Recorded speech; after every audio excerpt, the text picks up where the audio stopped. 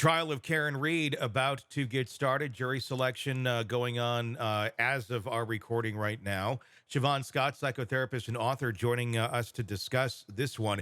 This is a case, especially locally where it is taking place, it has really divided a community and has got people out there uh, in droves protesting, really wanting to have their voice heard. I saw some things the other week of, I took my kids out of school to see this.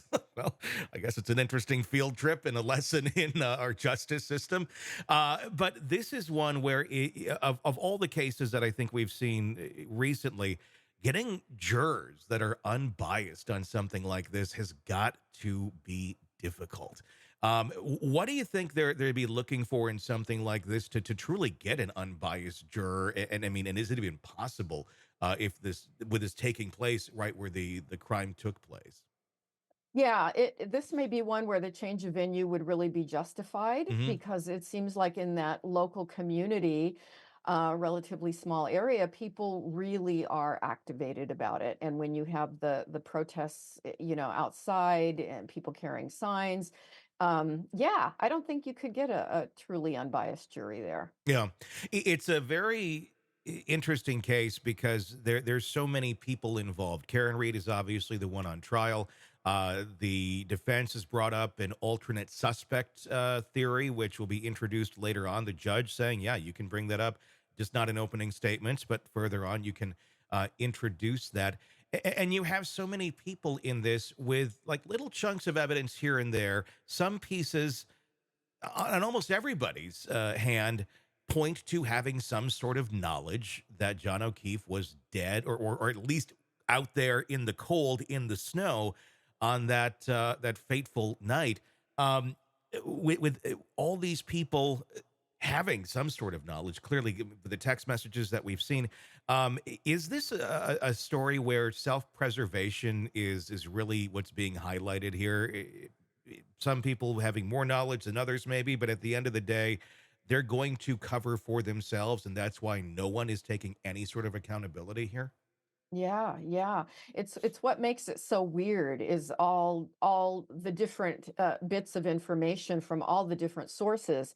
I think it's why it's almost sort of like an Agatha Christie novel or Hmm. something. It's like who done it? It's like there's all these possibilities. Yeah, and when you have officer involved, what I found interesting about the investigation is the fact that there's an officer that's dead that was in the front lawn of another officer.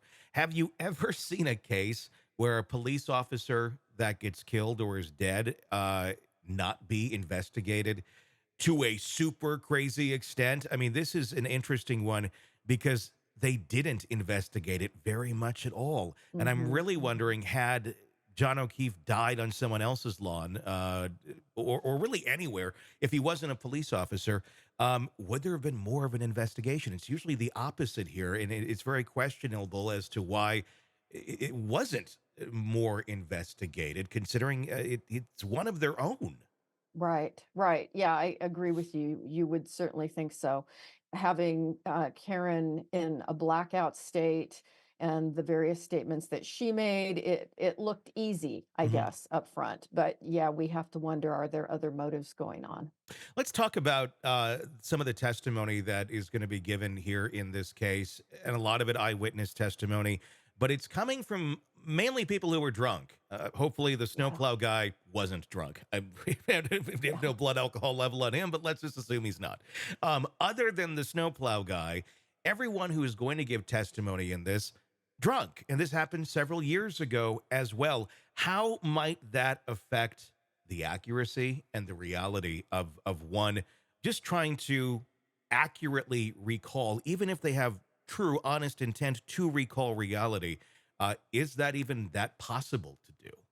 No, no, honestly. And I've seen so many cases where just because someone was intoxicated at the time of a crime, they were considered completely non-credible. And particularly when they're intoxicated to the point of being in a blackout. Yeah, your thinking brain is completely unplugged. And if I Yeah, I think that's highly problematic. Does it increase the odds of false memories if someone is on under the influence of something when they're trying to recall something, especially something that happened to several years ago? Yeah, it certainly can because our imagination tries to fill in the blanks. Hmm. And it's not that we're even intentionally doing that. It's just the way memory works. You know, we have a period of time, we don't know what happened, and so then our brain starts trying to give us little hints and little clues. Hmm. And so yeah, it's a problem. Hey, thanks for checking out the video. Be sure to follow us wherever you download podcasts, and especially Apple Podcasts, where you can get advanced episode and premium content on our premium channel right there. Also, be sure to follow us on social media so you don't miss any breaking updates on the stories that matter to you most. We're on TikTok, X, Instagram, Facebook. Just search Hidden Killers Podcast with Tony Brueski, and you'll find us right there. Again, thanks for watching.